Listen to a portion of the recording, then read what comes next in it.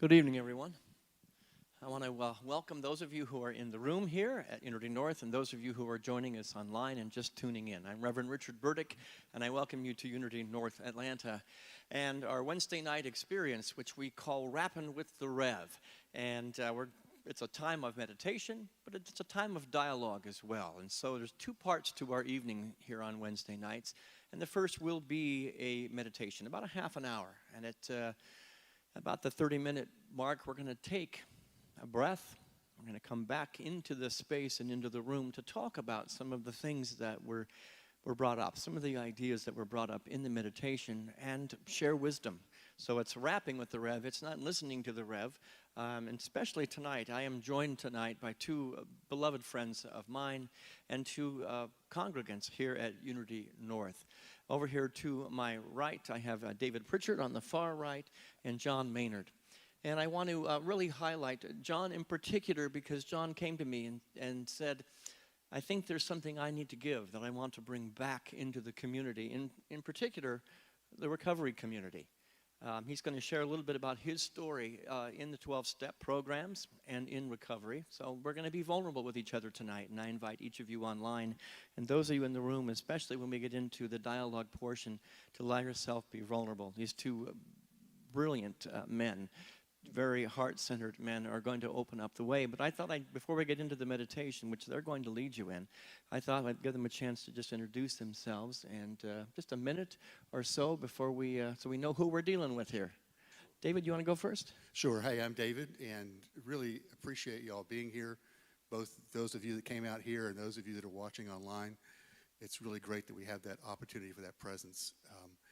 And my journey with addiction began long ago, and walked in, picked up many white chips before I picked up one in 1999, and that lasted for 18 years until I decided I want to see what it's like if I can still drink or not.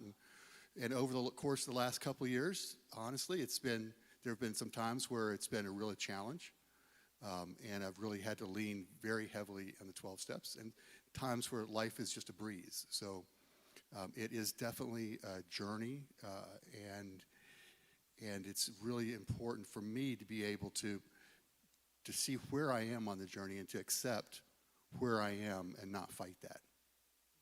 Great. Thanks, David. John? Hey, everybody. I'm John Maynard, and thank you for being here.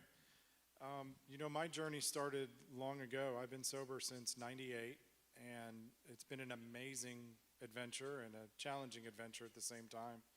And I'm just really grateful to be able to share that with people, because I know for me, it was truly frightful to actually get sober. But the benefits of going through that fear and walking this path have just been absolutely worth every minute of anything that I've come up against. It's not always easy. I deal with everything like everybody else, but now I'm able to do that without turning to drugs or alcohol to get through it, which before I had no choice. That was the only life I knew. And I'm just really thankful for everybody that's here and everybody that's online. And I look forward to talking to you guys tonight. Right. Thank you, guys. So we're going to move into a meditation and the dialogue tonight. You might ask yourself, who is this dialogue for? Who is this meditation we're about to do for?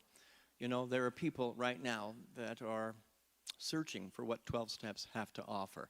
And some of those steps will be in the meditation. We're speaking to those people.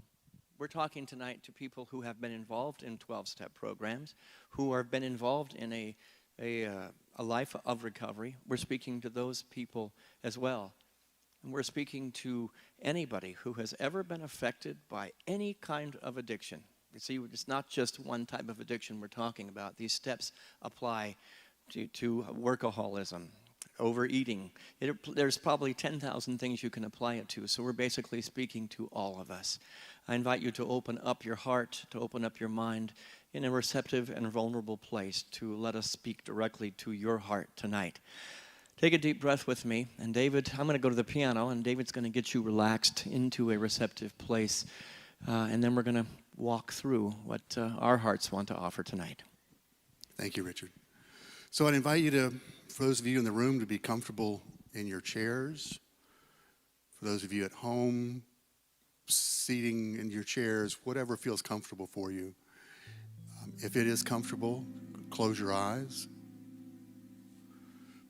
As you do so, begin to lengthen your breath. You may find yourself sitting up a little bit straighter as you inhale and let that air go all the way down through your lungs. Let your diaphragm expand. And as you exhale, just letting that all out. As you notice on that exhale, your shoulders begin to let go a bit. Your cheek muscles relax, your jaw relaxes. You feel yourself settling deeper into that place of relaxation, of peace, of being in the present moment right here and right now. And so this meditation today, John and I are going to take turns,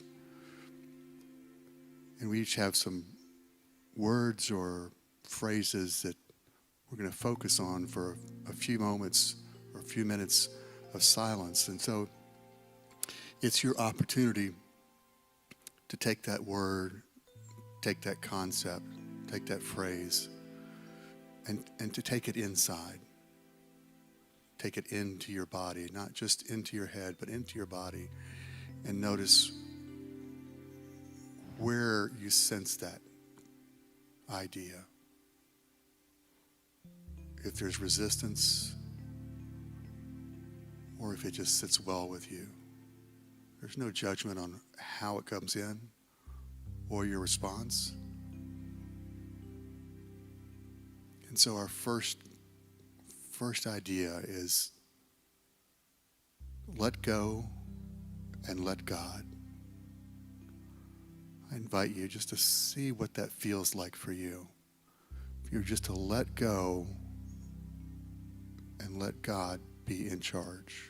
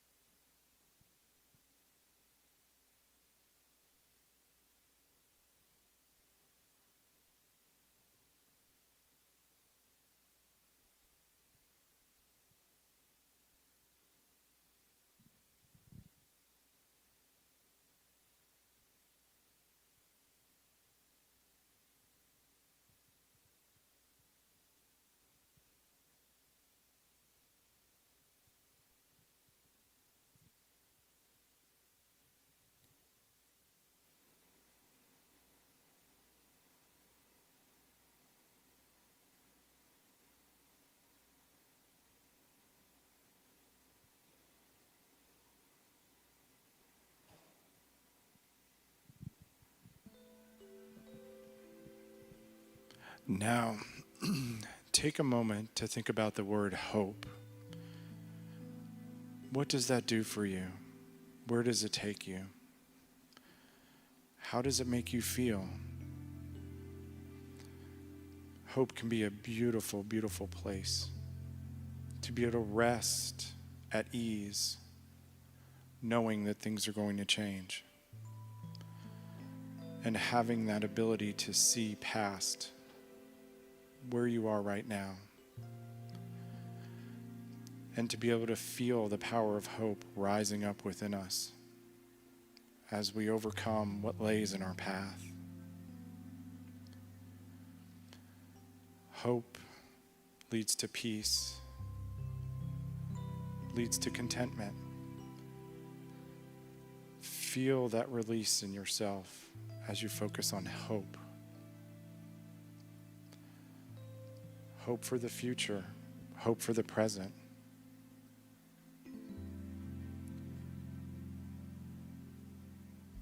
And hope to know that you're not alone in anything that may be blocking you from where you want to be. take a few moments to feel hope rising up.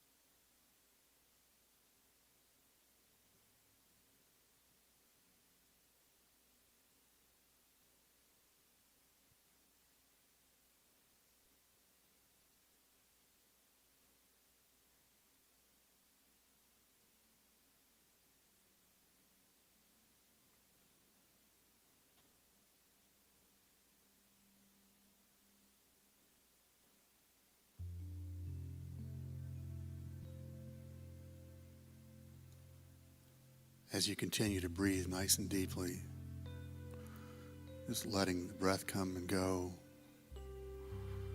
and your chest rise and fall on the inhale and the exhale.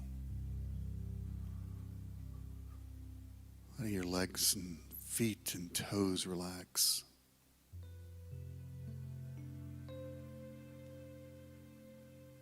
You feel at peace. Allowing thoughts just to wander through.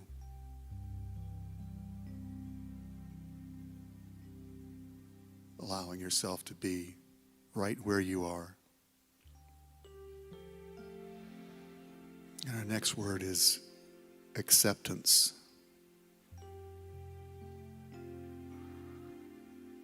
Acceptance. It seems like such a simple word, right?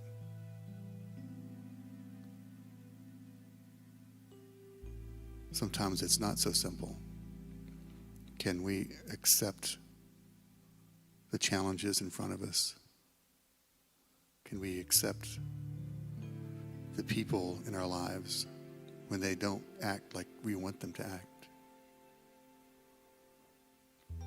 Can we accept what we believe to be our own shortcomings?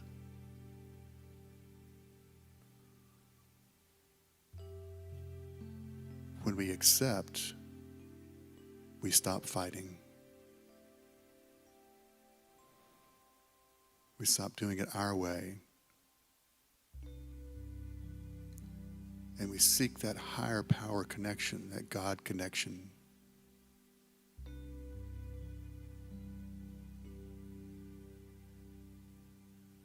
Acceptance.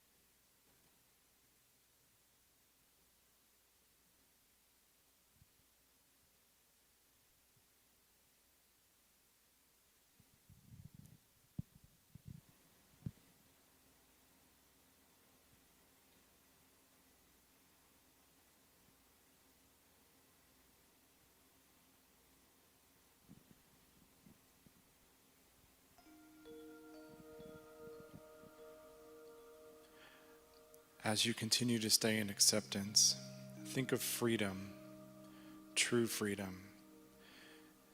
Being able to be free of the things that hold us down. That feeling, the energy that rises up when we are truly free by letting go. And letting God, or a higher power, help us overcome the things that are in our way. The freedom from whatever it feels like is holding you down, whatever is binding you to where you are. The freedom to be connected on a spiritual level, a physical level, and a mental level to all things around you. And the freedom to gain strength from those connections.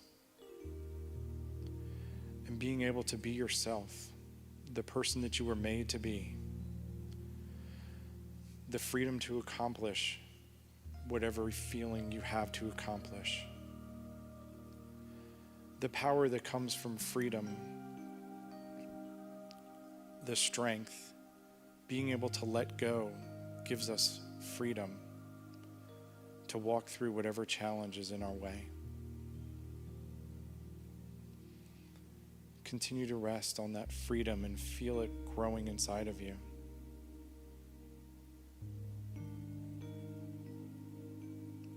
The ability, the choice to be free.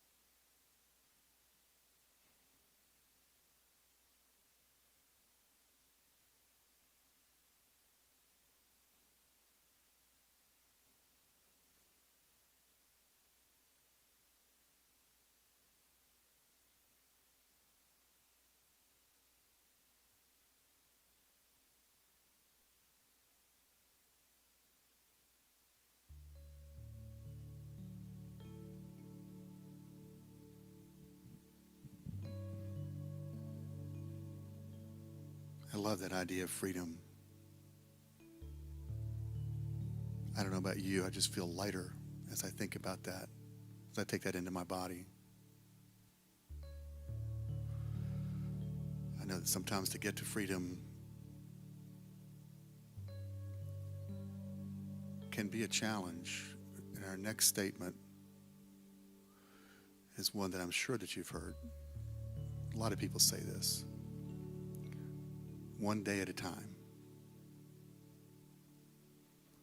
We probably all thought that many times, one day at a time. Certainly in recovery, it's often been 1 hour at a time, 1 minute at a time. Let me get through this, and I'll see the next minute. I'll see the next hour. And so now think of what life would be for you if you could live one day at a time, live in the present moment, worry about today, not tomorrow, next week, next month, next year. Focus your attention on today. How can I live fully today?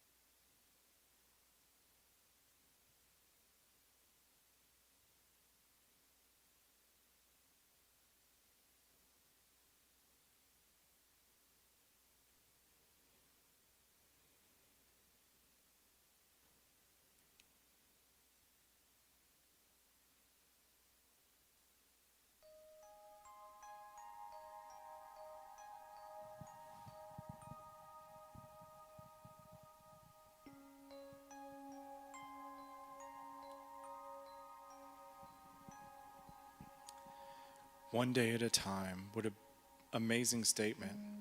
So simple yet so powerful. Being able to stay focused on the present. And in that present, in this space, being able to have gratitude for what has happened today, what I've experienced today, for the good, the bad, the challenges, for the wins, for being successful, but being able to be grateful regardless of what happens, whatever happens, wherever I end up, whatever path I go down, whatever challenges I face, grateful.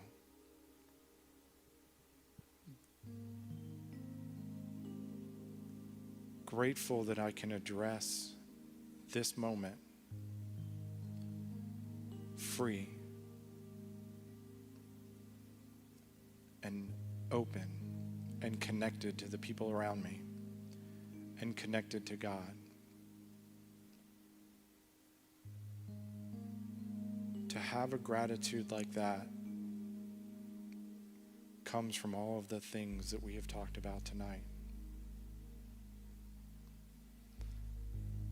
To be able to walk through whatever comes my way, I'm grateful to do it.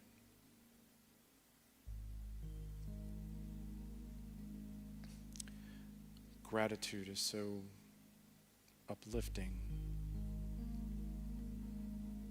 powerful, and fulfilling. Take a moment to think about what you're grateful for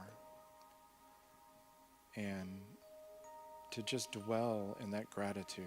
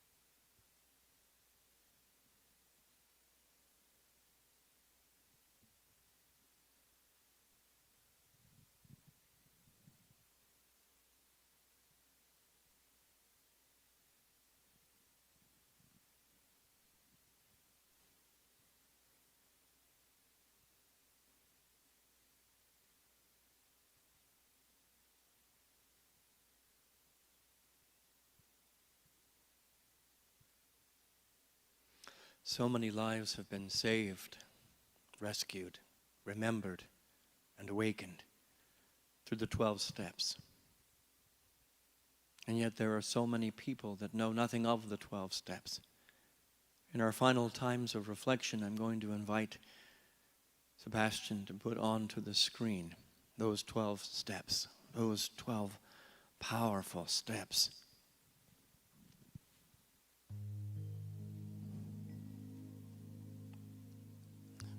And I'd like to just read them in a meditative way. You may have to look at the big screen to see them. Allow each of these steps to melt into your soul and your heart and your spirit. Whether you know them like the back of your hand or you're meeting a friend for the first time, hold within your space right now the millions of people who have found God, who have found themselves, who have found truth through these 12 steps.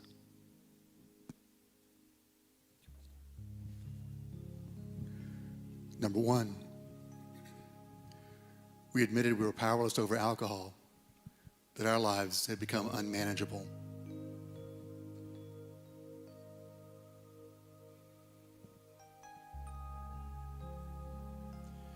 Number 2, came to believe that a power greater than ourselves could restore us to sanity.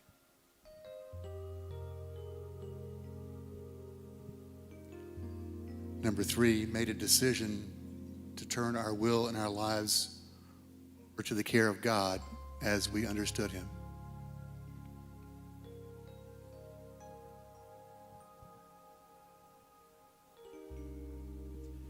number 4, made a searching and fearless moral inventory of ourselves.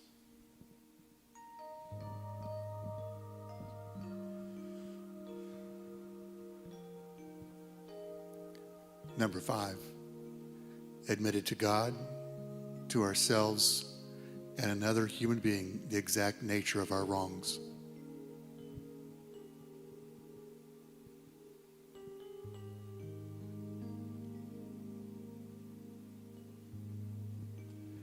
Number 6, we're entirely ready to have God remove all these defects of character.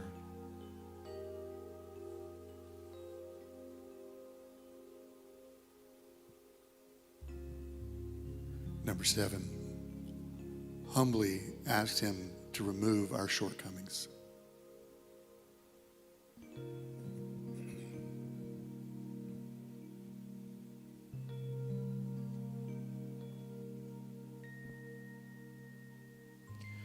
Number 8, made a list of all persons we had harmed and became willing to make amends to them all.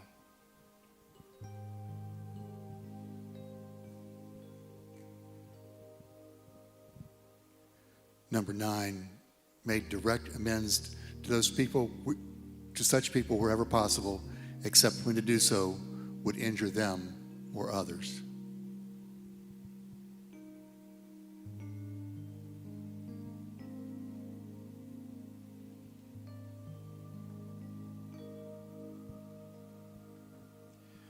Number 10, continued to take personal inventory, and when we were wrong, promptly admitted it.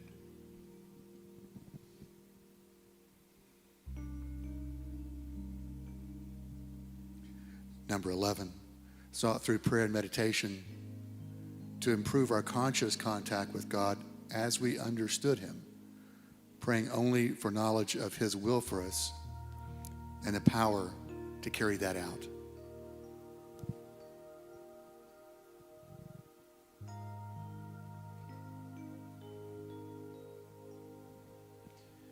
Number 12, having had a spiritual awakening as a result of these steps, we tried to carry this message to alcoholics and to practice these principles in all of our affairs.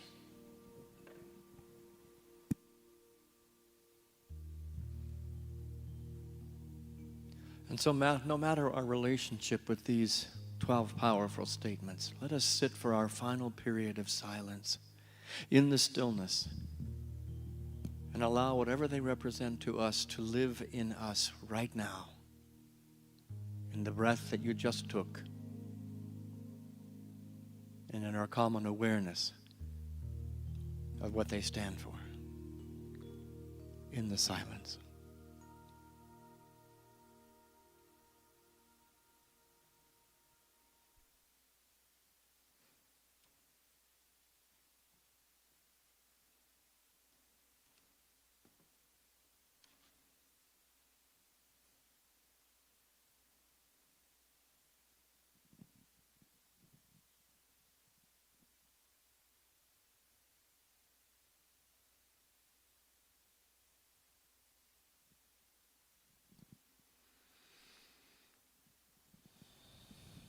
Everyone take a deep breath together. And on the exhale, allow yourself to be completely vulnerable and open, ready and receptive and honest.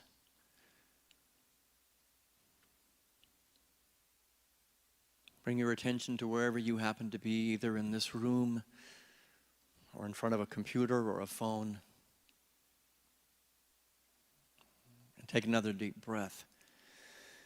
And recognize that we're taking that breath with all the others who are doing it at the same time, brothers and sisters, on a path of becoming, finding our own way, but belonging to each other.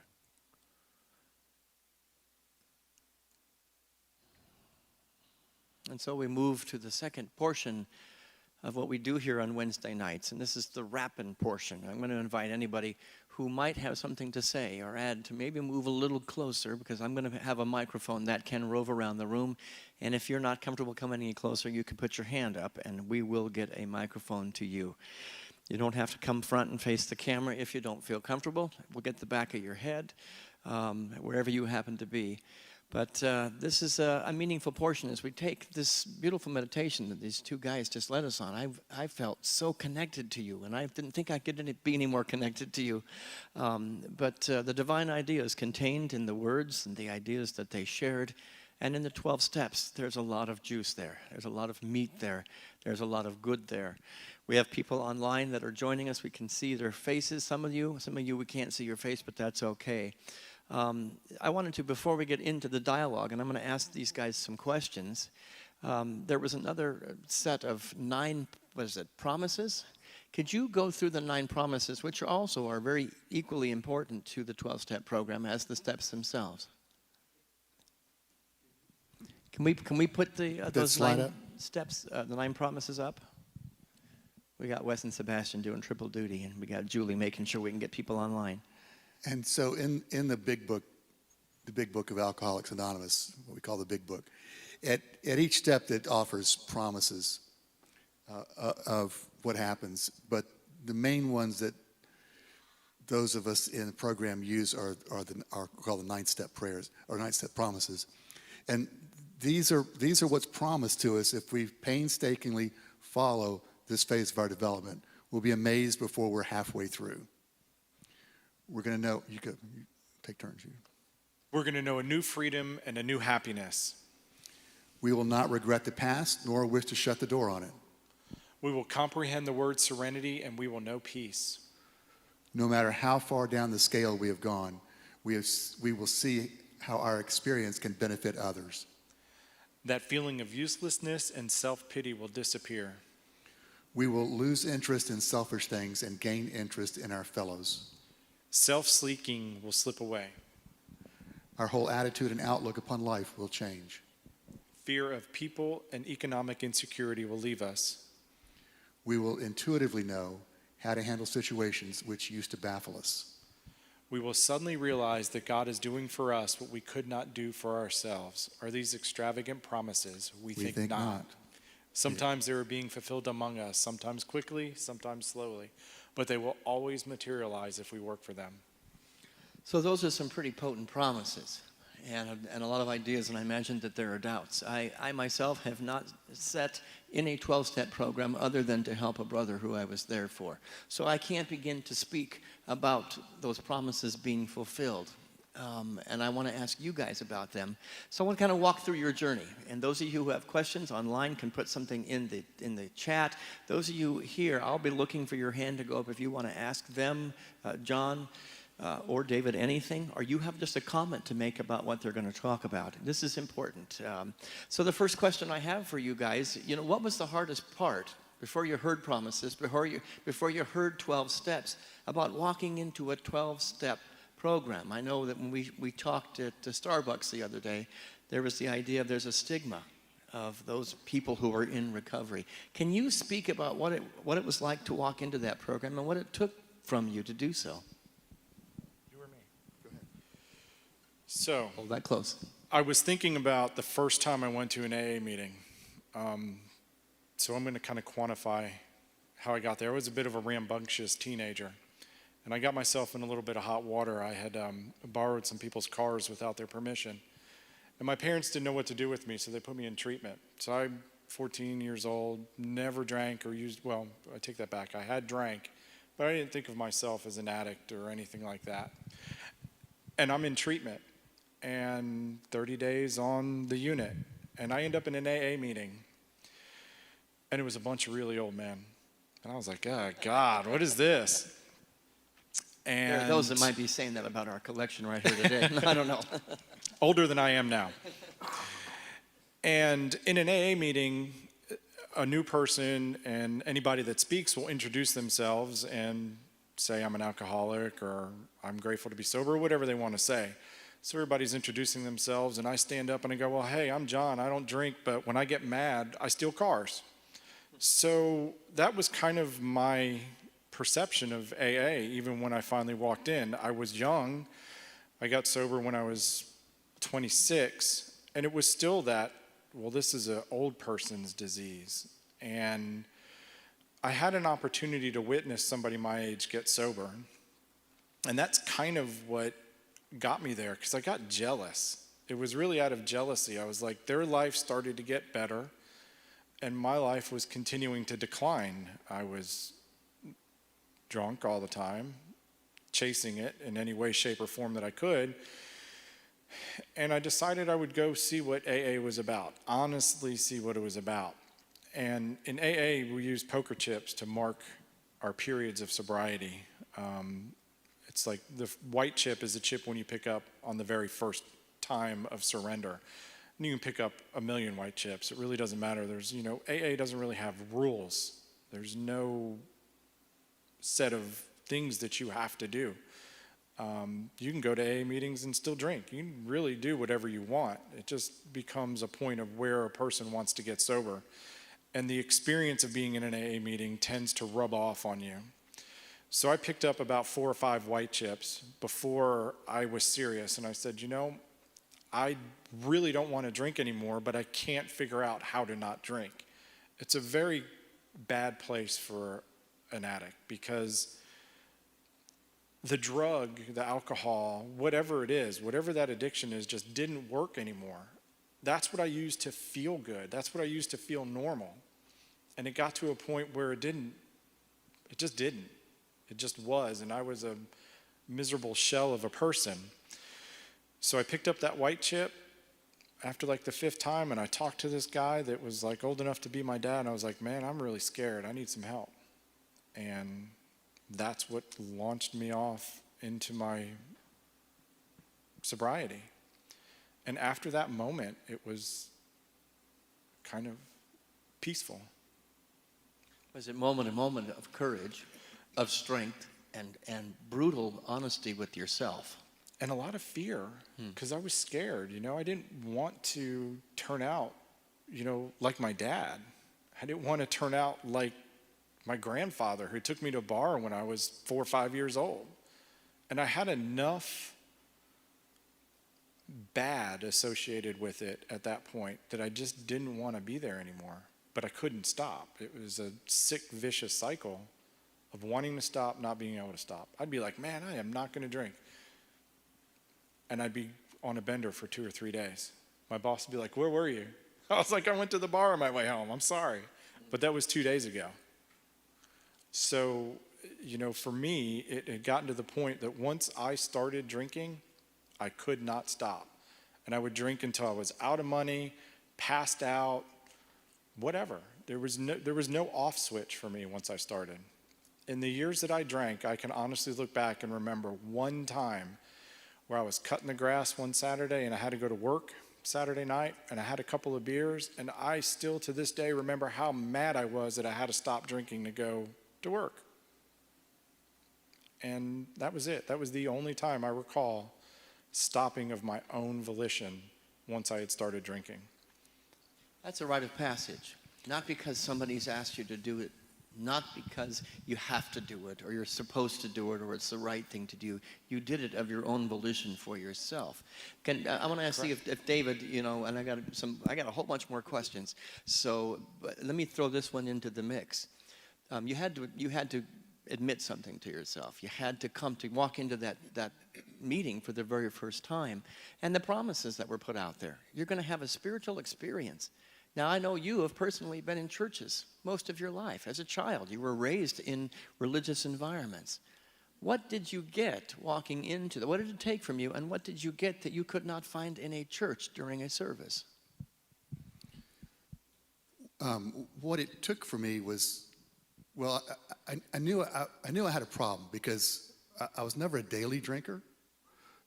But when I drank, one was never enough, and one was too many, and 1,000 were never enough, because I just kept wanting to drink and drink and drink, and that wasn't working for me. And so when I walked in the doors, I had to. It was a humbling experience, because I had to admit. And of course, my idea of an alcoholic was somebody underneath a bridge out, off 85 or somewhere. I didn't really have experience with other people that that drank like me, that were seeking help in another way. And so I was really, really surprised. There were certainly a lot of us. Well, I wasn't an older guy then, but yeah, there were a lot. But it was a wide variety of people and a wide variety of stories. And so I had a relationship with a higher power. I had a relationship with God. And for this, when I got into AA, my relationship with my higher power changed. And it became almost as much a part of that higher power was the AA community. Because that's what's one of the biggest things that I think keeps people in the program, is the community of other people that are struggling and seeking help. You found brothers and sisters that were right where you are, and you're all seeking and you're all leaning into each other. That's important. You find that in churches, but I think there's a depth of common shared experience that, as a minister, I've had to come face to face with. I've not been there. I can't meet you where you need me to meet you. No matter how many spiritual principles I have, there's that community becomes essential. It does. Brene Brown says our strength lies in our vulnerability, which I think is just such a powerful statement. And I think that's one of the reasons that 12-step programs do work, is because people walk in there and they're vulnerable. I walk into church, I'm not necessarily as vulnerable. I'm like, here's who I want you to see out here, not that shadow part of myself, not that part of myself that I may not be as proud of. But in AA or other 12-step programs, people are like, all right, we all have this stuff. What's going on? You can't hide. And I know people do hide in churches. We have a balcony, and many people hide up there. Any questions or any comments that anybody wants to make, just put your hand up and I will come out. But I want to explore some of the ideas that you shared in the meditation. And I found in particular really meaningful, you talked about letting go. And when we met, you said you had to let go of more than a drink in your hand. That got really deep in that conversation. Can you talk about what letting go means and what it was you really had to let go and be humbled to let go of out of your life, and what the drink just simply represented? Yeah, letting go for me represents letting go of David's program, David's way to do it, and letting myself be in the hands of somebody else as a sponsor or a group, or even higher, to my higher power, and asking, what's the next right thing? Where would you have me go? What would you have me do? John? Yeah, I had to fire myself as the manager of my life. I had done all I could do up to that point. And, the beauty of a 12-step program is that it's not religious, it's spiritual. So it's a whole different ball of wax compared to coming to church to find spiritual connection, because this is a set of practical actions that you can do to clear a path in your life to be able to connect to God or your higher power, whatever that is, whether it's a group of people, whatever gives a person strength in the moment of weakness to be able to have a spiritual awakening to completely change the person that ultimately walked in there. And the first part of all that is letting go of everything I know, because I don't know how to live life sober. I don't. I tried. I couldn't do it. And I didn't know how to control my drinking. I had enough proof that I realized it was just time to fire myself as the manager and be able to seek people that are going through the same thing, get help from them, and grow in a spiritual connection to God to provide me the strength I needed to overcome what was in my way. One of the things we talked about is letting go. Is there a point in your evolution where you let go of the 12 steps? Where, okay, what's beyond the 12 steps? Is there 13th step, 14th step? Is there an integration that happens at such a deep level that you no longer have to think about them, or you no longer need to be in a place of review? Does that ever come to a place? Talk about, when you were 14, you walked into that meeting. Did there come a place in your evolution and your becoming and your healing where you were able to just let go of those 12 steps. Can you talk about that relationship today, years after you got that white chip, and maybe you had a 10-year chip or a 25-year chip? You guys aren't old enough. But can you speak about that? Is there a point where you let go of all of it? That's a hard question, I know. No. I don't think I will ever be able to let go of the 12 steps and maintain my sobriety. But I do have to, for me, personally for me, this doesn't have anything to do with anything that's said in any meeting or anything else. I found for myself that I needed to continue to heal the whole person. When I got sober, that was part of what was going on for me. I was free of drugs and alcohol for several years, but then I realized that there had to be something more, because if I am going to be a person that recovered from this disease, I needed to recover as much as I could in every aspect of who I was, because the brain that walked into that AA meeting in 1998 is the same brain I have now. And the trauma that I experienced that got me to that point, that I didn't heal from, that I didn't address even, that I just tried to bury, and the trauma that I created in those years that I drank was still there.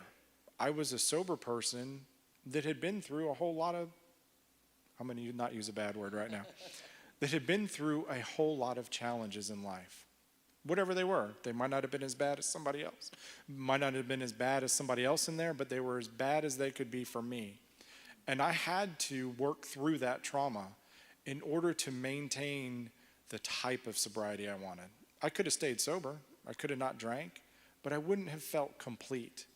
So I needed therapy, friends, exercise. I had to heal the mind, body, and spirit, and not just leave those pieces floating around, or else I think for me it would have brought me back to drinking ultimately, because AA is designed to get a person sober. It's not necessarily designed to fix trauma that has been there for years.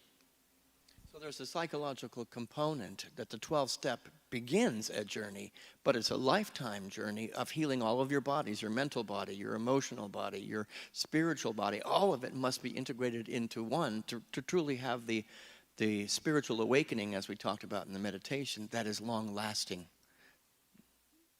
You know, I would say yes and no. I think a person can do the 12 steps and stay sober and not do anything else if that works for them. It just wasn't the depth that I wanted to get to in my sobriety. I felt like I needed more, you know, because I spent the formative years of my life drunk.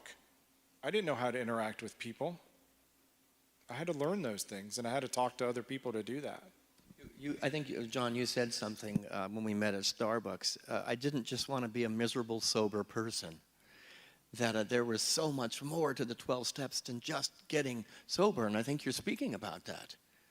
Treating yourself as a whole, not just as an addiction. Right. There was just, for me, there was more depth to what I could accomplish as a person if I dealt with all of the facets of what brought me to where I was. So we're talking cause and effect. That's what we do here at Unity North, is we got effects, and we can heal the effects and put Band-Aids on the effects, but we got to get to the cause, to the root. And I think that's kind of what you were doing. The root sometimes is something you didn't even know. David, I know you like cause and effect. We talk about that a lot. Can you speak about anything that John said, or that idea of the integration and going beneath the surface? Yeah, and a lot of what I've read about, talked to other people in 12-step programs, my own experience is that people, we're not born addicts. We're not born addicted to a substance or a desire to get away from. That is somehow becomes part of us, and there's often a mental health, almost always a mental health aspect to that.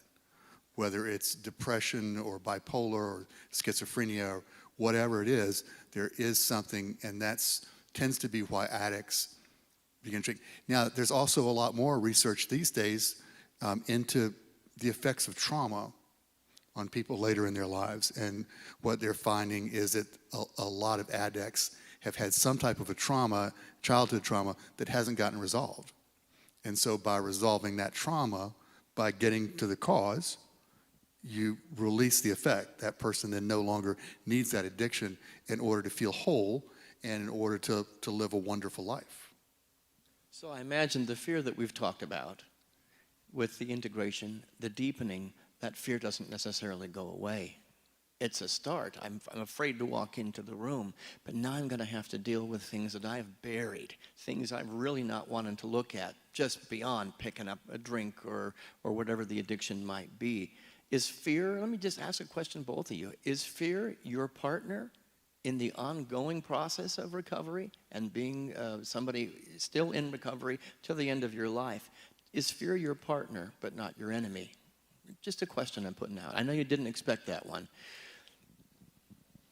What is your relationship with fear today? I mean, I would imagine, let's just put it real, this is not so anonymous today.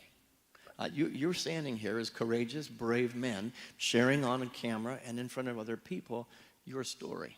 And you're being very present and vulnerable and honest. Was there a little bit of trepidation or fear with that?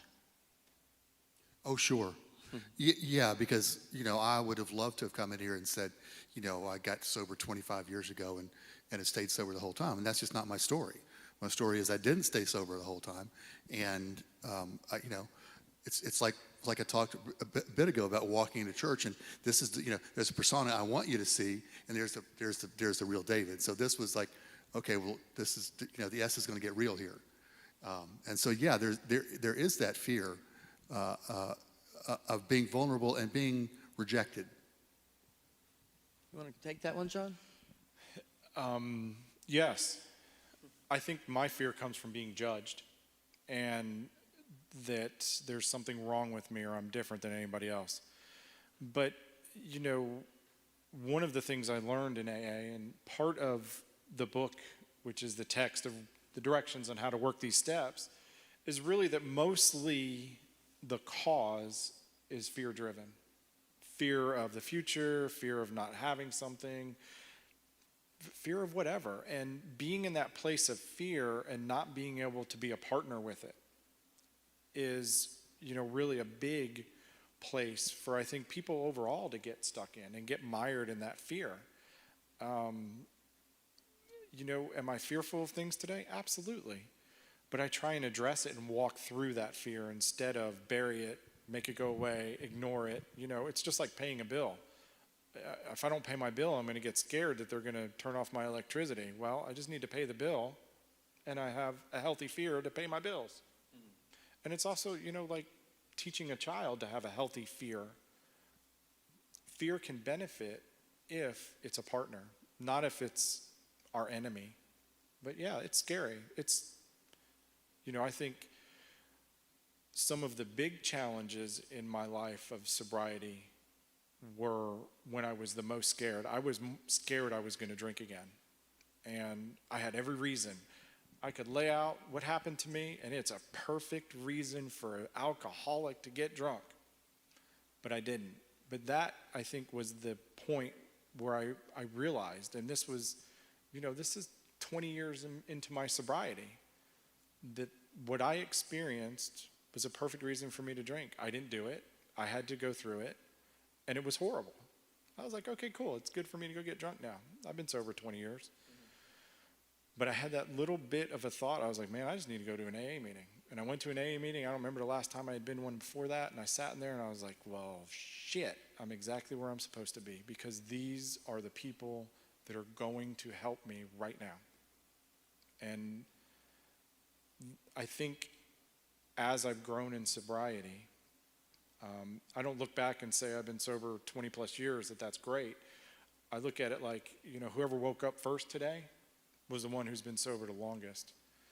And I had enough experience, strength and hope, which is a little catchphrase from AA, to know that my life is a train wreck right now. There's nothing I can do about it. I need to go to a meeting and just sit there. And I stayed sober. So one of the things that in my work as a minister that I deal with is, and we talked about it again when we met, a fear of not looking good. So I'm walking into for the meeting for the first time. I'm not going to look good. a fear of whether you've been on the path for 5 years, 5 minutes, or 50 years. I'm going to stand and publicly announce that there are parts of me that don't look so good. And I think that's just not people that are in recovery. I think the entire population is in a recovery state of one form or another of our addiction to looking good. Everybody sees what I want them to see. And I think churches, as David pointed out, are rampant with that we haven't gotten to the level of intimacy and vulnerability that maybe is where the true healing is. Can you talk about your overcoming of that human addiction of just looking good and being okay with it? And what kind of acceptance was part of what we talked about in the meditation? That sense of acceptance, I'm perfectly okay in my imperfection. It's a lot of what we do here in Unity, and I know that happens in 12-step programs. Does that spark anything, any words or ideas? Well, I mean, for as long as I can remember, I want people to like me. I want you to like me. And that's good to a point, but if I live my life worried about what you're going to think,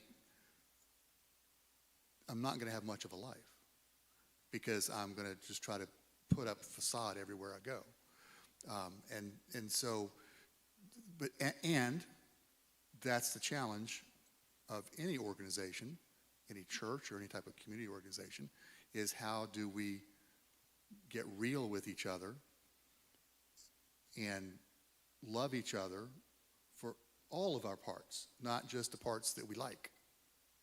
One of my favorite kids' books is The Velveteen Rabbit, and it talks about getting worn and losing the eyeballs and the ear and the stuffing coming out, and that's when love has its way with us at the greatest place. But we don't ever get there until we allow ourselves to be truly who we are and realize everybody else has got the same fear of not looking good, and we miss the greatest sense of community and family and brotherhood and sisterhood when we just let our guts hang out. That's when love has its way. That really is. I mean, I look back in my life at different points in my life when I was the most vulnerable in different aspects of what was happening in my life.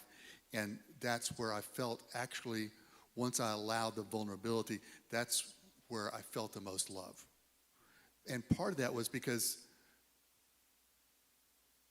it just got less stressful on me. I mean, on my body, that I wasn't holding up this armor anymore. All that armor that we carry, it's like I let that go, and boy, I can relax. John, you want to comment at all? Because I've got several more questions, but if you don't want to take that one. That really wasn't my experience. I wasn't worried about the people outside. I was worried about the people in the meeting judging me. That's where my fear was from. And then, I did learn that there is a place, the longer I've been sober, I would tend to hang with people that I would meet in sobriety because there was no judgment there. We were kind of going through the same thing. I definitely don't go around and tell everybody because, I don't want people to be all that in my business sometimes. So, this isn't necessarily as scary to me as if this was a business setting and I was, it can get challenging sometimes if I'm at a party and I have to sidestep. I'm driving. I'm always a designated driver. Can you guys talk about the partnership, AA groups, NA groups, OA groups, all of the AA groups usually are in churches. They partner with churches. Certainly here at Unity North, we've had several of these groups, and we'll have several more coming. Why do you think it is, in an environment like a church, that is a natural partnership? Why would a church on a Wednesday night be having a conversation about recovery programs? Why would a church even do that? Maybe I can answer that question, but John brought it up and said, I want to do something, and we brainstormed this evening of what it possibly can be. Why would you approach a church as opposed to some other organization? Well, I think that there's already an opening in a church. It's a spiritual space. it aligns with what the program of AA is, that it's a spiritual program.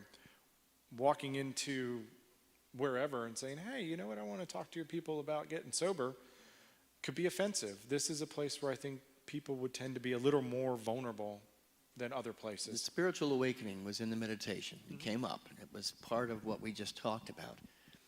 Can you speak, what is spiritual awakening? How would you define that from a 12-step manual or a 12-step mindset? And it may be different for the both of you, and it may be different as a minister of a church. My idea of a spiritual awakening might be completely different.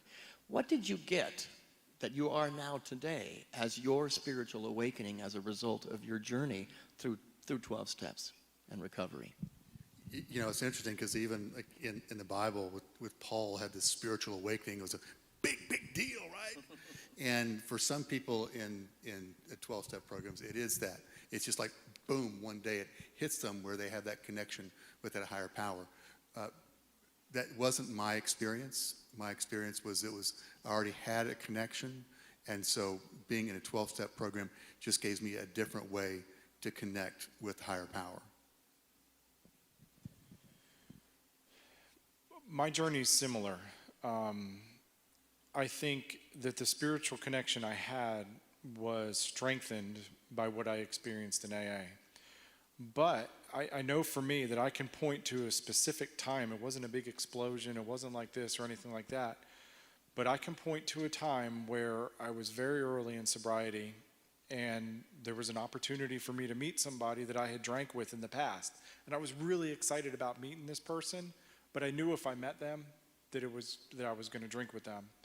And I had an experience where I was mad. I was pissed off at God. And I had a come to Jesus meeting with God up on top of a mountain in Cartersville. I got on my dirt bike and I went up this mountain. I was so pissed off. Threw my bike down. I lay down on these rocks, and I just looked up and I was like, I don't know what your problem is, but if you want me to get sober, I don't understand why you're putting this stuff in my life. And it was that place where I could be completely frank, vulnerable, and open with God that I had my spiritual awakening. And there was no judgment, criticism. It didn't matter how I spoke to him. I didn't have to play a role. I didn't have to be this spiritual Bible understanding reading person. I could cuss to God, and he was like, John, it's going to be okay. And I got up from that moment and I realized it's going to be okay. It was the moment that the spiritual awakening happened for me. There's no denying it. It was a very clear moment for me. Yeah, I'm going to go to Scripture since David opened up Paul. I'm going to go back to the Older Testament and Jacob wrestling with an angel and would not let go of that angel. Tell me your name. And we teach here at Unity that everything represents something, and name means nature. What is your nature? Is there in your wrestling with God, maybe it's cursing God, maybe it's using language that you wouldn't typically use in a church, but did you find through that wrestling with your divine self, with this entity that is all that is, talk about that wrestling with God, because I think that's really important. Sometimes in church, we don't get to the depth of challenging and questioning our belief systems. We just accept what we were told, and there is no wrestling. There was probably a questioning and a deeper realization, I would think, for the two of you, certainly for myself, not in regards to addiction or recovery, but into questioning what had been everything up to that point that I understood about the cosmos and the universe. I had to wrestle and get a little bit pissed off at God. Can you explore that just a little bit further for me, either one of you? Yeah, I didn't have that experience. My wrestling was with myself. My wrestling was with that part of myself that didn't want to surrender. Is it the higher power of yourself, or just the human self that you were wrestling? Okay. The human self, because I felt I had a connection with higher power. So it wasn't a matter of wrestling with that part of it, or that, being angry, or it was more just wrestling with myself. So the last question, gratitude was part of our meditation. Is there a part of you, can you speak about the journey that you have been on through recovery, walking in that first time, maybe getting a couple of chips and then having to go back and get another white chip? I know the journey, up and down, sideways. Are you grateful today for having walked those steps? Is gratitude that you have become the man that you are today because you went through that, rather than cursing? We wouldn't wish probably the difficult journey and the wrestling on anybody that you've been through, whether it be with yourself or with God or with other people or circumstances. Can you say today that you are grateful that you went through that, and why would you be grateful? I'm throwing them a lot of curveballs here and they keep looking at each other. You take that one. Yes, I am grateful. I think that my experiences with addiction and recovery have enabled me to be who I am. It's enabled me to be a better husband, a better father, just a better person overall. I screw it up all the time. I am by no means perfect. But I'm in a place now where I can completely mess it up and recover from that too, and walk through the challenges that I face every day. I mean, I have 3 daughters, 7, 11, and 14. That is a train wreck waiting to happen at any given minute. And they're all super strong personalities. And my lovely wife, Avra, there can attest to that. But even when I'm not my best with them or my wife or going through a day, I always have that feeling of gratitude that I'm there, even if I have to fix all the damage that I create whenever I tend to create damage, which can happen a lot because I am who I am. But being sober, going through this process and living this process allows me to correct and repair the damage that I create and be free from it and move on. Where before, I mean, I kept all of that stuff bottled up, whatever it was. I did good, let's go get drunk. I did bad, let's go get drunk. It was always this ball of incompleteness just floating around inside of me, and it would come out. And it would come out, I would never know what would happen. But my gratitude comes from being able to be right here, completely comfortable, not really scared, and not feeling like, oh my God, as soon as this is done, I got to go get drunk or do this or do that. Being able to be with myself and okay with myself. Do you think that as a 14-year-old, if you could speak to that 14-year-old because you were stealing cars and your dad dragged you into that meeting, do you think that 14-year-old that still lives within you would understand what it means to be grateful for the steps that you have walked to this moment? No, I don't. I think that there would have been part of me that could have understood it, but I had to do it to be able to really get the gratitude from it. What would you say to the 14-year-old or the 24-year-old or the 34-year-old that's watching or maybe in the room right now that you would say to your 14-year-old that would give them, there will be a moment where you will get to that place where you will say, thank you? That no matter what you have done, what you are going through, and what you're experiencing right now, there is hope on the other side of that. And there is freedom from what you are processing right now. You know, that there is a life that you can have that you will look at and be just absolutely amazed and grateful for it, and that it's beautiful. Any part of this, what we talked about, David, you want to grab? Well, I can't imagine who I would be without AA, the 12-step program, and what it has done for me, because it has allowed me to be more introspective. One, it reminds me that as an addict, I'm selfish and self-centered. It's just who I am as an addict. And when I remember that, then the beauty of that is when I remember that, then I can remember I don't have to have it my way, because that's my go-to. It's like, it's got to be David's way. David has the idea. Let's do it David's way, and that's not often the best way to do it. So yeah, gratitude for that. And as for what I might say to an earlier version of myself, I think that, yeah, the earlier version of myself would definitely grateful that I found this versus what I've seen from people that have not been so fortunate. So we're kind of at the end of our evening. This is the first. When John and I met initially, we said we want to create something that doesn't maybe exist right now.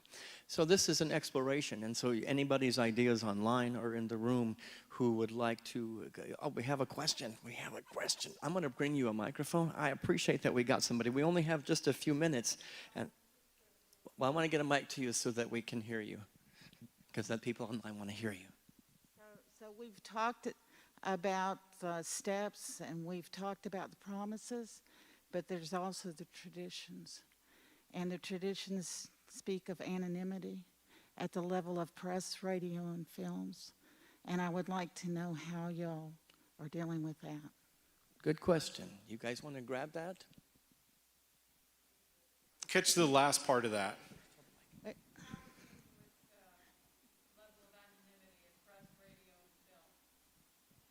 The traditions. Well, the way I interpret that, which is kind of what this program is all about, is that I wouldn't invite a Zoom into a meeting. But this is me as a human being talking about my experience with sobriety. And I have a choice to be anonymous or not with that. If this was an AA meeting, I wouldn't bring this in here. And that's why we're doing this here instead of in an AA meeting, because this isn't an AA meeting. This is 3 people talking about their experiences with 12 steps in sobriety. I appreciate that answer, because that is very important. And the respect that is due is absolutely important. And that, I think that's a good distinction that you've drawn. If somebody's watching right now or somebody in the room wants the next step, there might be somebody who happens to catch this 3 weeks from now and says, wow, I'm right where these guys were, and I want to get some help. We have a couple of slides with some information. Yeah, we do. So go ahead and what's the first one? These are some numbers. There's several of them. One of them has AA information. There's this one from the Substance Abuse and Mental Health Services. That's probably a real good one. And there's the AA local hotline that's manned, I think, from 5 a.m. to midnight or something along those lines. And there's the Georgia Council on Substance Abuse. So look up any of these online, and you're able to get a lot of information and help that way. The other thing that we said we would do tonight, and I again applaud your courage and your strength to do this, is to share your personal number. Somebody be watching this who's going to connect with your story. And that's really important. This is not an AA meeting, but it's been a very open and honest, vulnerable time of sharing. And it's like, man, what John said, I need him. That 14-year-old might need to, I'm going to be okay. And they said they were willing to share their information as well, which I think is very courageous. And I want everyone who's watching to know that you can call Unity North at any time. We have people that can help. Many people like David and John who are here to help and to support whatever it takes to get over the blocks that are keeping you from being your divine self, your highest and your best. I want to end with the prayer. I believe there is a prayer that is throughout 12-step programs, all of them, right? God grant me the serenity to accept the things I cannot change. The courage to change the things I can and the wisdom to know the difference. I think that's an important thing to end with. And I have a song, and I don't know if I can play without a mic stand and sing it, but to use this as our closing sort of prayer to our evening. God grant me serenity. I'm good. I got it. God grant me courage. God grant me wisdom, that I may live in peace. I invite you to sing these words with me. God grant me serenity. God grant me courage. God grant me wisdom that I may live in peace. Let's join together as we close our evening with grateful thanks, with hope, with acceptance, and all the divine ideas that have been shared. I thank you for tuning in tonight. I thank these two gentlemen for being here tonight. Stay tuned and reach out to me. There'll be more programs like this where we heal together as one. And we pray this prayer together as one. God grant me serenity. God grant me courage. God grant me wisdom that I may live in peace. I invite you back to all of our Wednesday night experiences. Each one is a little bit different, and if it has value to you, to find a way to say thank you. We're here to come on down and see us. We have baskets in the back of the room for those of you who would like to make a contribution here. Those of you online, you can mail in a check, come by and see us during the week, or you can text to give, which is a very easy way to say thank you. There's good work happening here at Unity North. There's good work happening in our 12-step programs here at Unity North. And I invite you to find a way to get more well acquainted with those prayers, those powers, and those 12 steps. Thanks so much for joining us. Have a blessed and beautiful evening.